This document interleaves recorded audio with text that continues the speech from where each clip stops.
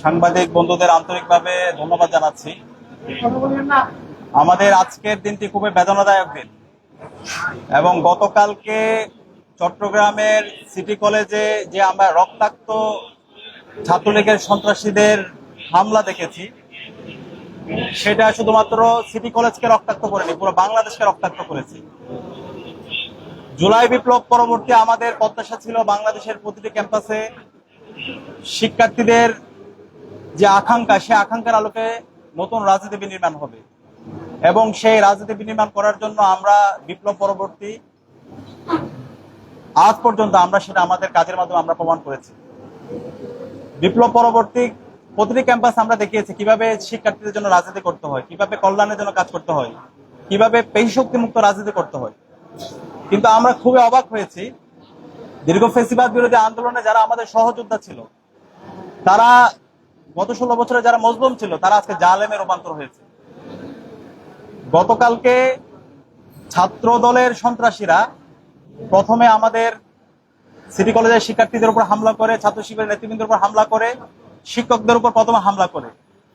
এরপর এর প্রতিবাদে যখন শান্তিপূর্ণভাবে ছাত্র শিবিরের নেতাকর্মীরা শিক্ষার্থীদেরকে সাথে নিয়ে যখন শান্তিপূর্ণ প্রতিবাদ সমাবেশ করছিল, সেখানে ন্যাক্কারজনকভাবে চাপাতি দিয়ে, রামদা দিয়ে, দেশীয় অস্ত্র দিয়ে ন্যাক্কারজনকভাবে হামলা করে এবং সে হামলায় আমাদের ওয়ার্ড সভাপতি, ইসলামী ছাত্র শিবিরের ওয়ার্ড সভাপতি আশরাফুল ভাইকে গুরুতরভাবে আহত করায়।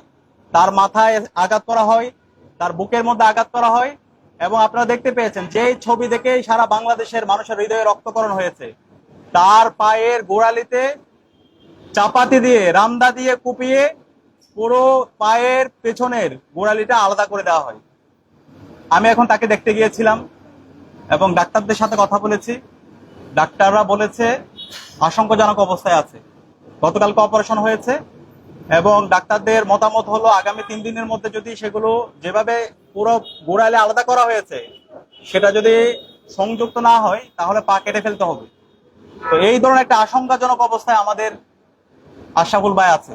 তো আমরা বলেছি তার উন্নত চিকিৎসা করার জন্য ঢাকায় যদি নিয়ে যেতে হয় আমরা ঢাকায় নিয়ে যাবো। ইতিমধ্যে আমরা ঢাকার সাথে কথা বলছি। তো এই যে রক্তাক্ত করা, আমার ভাইকে যে রক্তাক্ত করলো, শিক্ষার্থীদেরকে রক্তাক্ত করলো, সেটা কারা করেছে কালকে আপনারা সোশ্যাল মিডিয়া এবং পত্রিকার বরাতে আপনারা দেখতে পেয়েছেন। আমরা দেখতে পেয়েছি ছাত্র দলের ওমরগনিয়া এমইএস কলেজ ছাত্র দলের সাধারণ আহ্বায়ক, সাধারণ সম্পাদক মির্জা ফারুক চাপাতি সহ এই সমাবেশে হামলার নেতৃত্ব দিয়েছে। এভাবে আমরা দেখতে পেয়েছি আব্দুল মজিদ ছোটন, সদস্য সচিব সরকারি সিটি কলেজ ছাত্র দলের, চাপাতি সহ পুরো হামলা নেতৃত্ব দিচ্ছে এবং আরো অনেকের ছবি আমরা এখানে দেখাতে পাবো, আপনাদেরকে আমরা দিয়ে দেব। শাহাদাত হোসেন জুয়েল, পলা সহ এরকম বহিরাগত সন্ত্রাসীদেরকে নিয়ে এসে শিক্ষার্থীদের উপর এবং ছাত্র শিবিরের নেতাকর্মীদের উপর ন্যাক্কারজনক হামলা হয়েছে। আমাদের প্রায় 30 জন নেতাকর্মী মারাত্মকভাবে আহত হয়েছে এবং আশরাফুল এখন সংকটাপন্ন অবস্থায় আছে। আমরা দৃঢ়কণ্ঠে বলতে চাই, যারা এই ক্যাম্পাসে সন্ত্রাসের রাজত্ব কায়েম করেছে, যারা আমার ভাইয়ের পায়ে চাপাতি দিয়ে আঘাত করে পায়ের গোড়ালিকে বিচ্ছিন্ন করে দিয়েছে, এই সন্ত্রাসীদেরকে দ্রুত সময়ের মধ্যে তাদেরকে বিচারের আওতায় নিয়ে আসতে হবে। আমরা সরকারকে প্রশ্ন করতে চাই, স্বরাষ্ট্র মন্ত্রণালয়কে আমরা প্রশ্ন করতে চাই, স্বরাষ্ট্রমন্ত্রীকে প্রশ্ন করতে চাই, এই যে এভাবে ক্যাম্পাসে একের পর এক ছাত্র দলের সন্ত্রাসীরা যে হামলা করছে, সে হামলাকে আপনারা প্রশ্রয় দিচ্ছেন? আপনারা কি সেই 90-এর পরবর্তী ক্যাম্পাসের মধ্যে যেভাবে গণরম গ্যাস্ট্রুম কালচার তৈরি করার মাধ্যমে শিক্ষার্থীদের উপর নিপীড়ন নির্যাতন করেছেন, সেই কালচার আবার পুনর্বহাল করতে চান?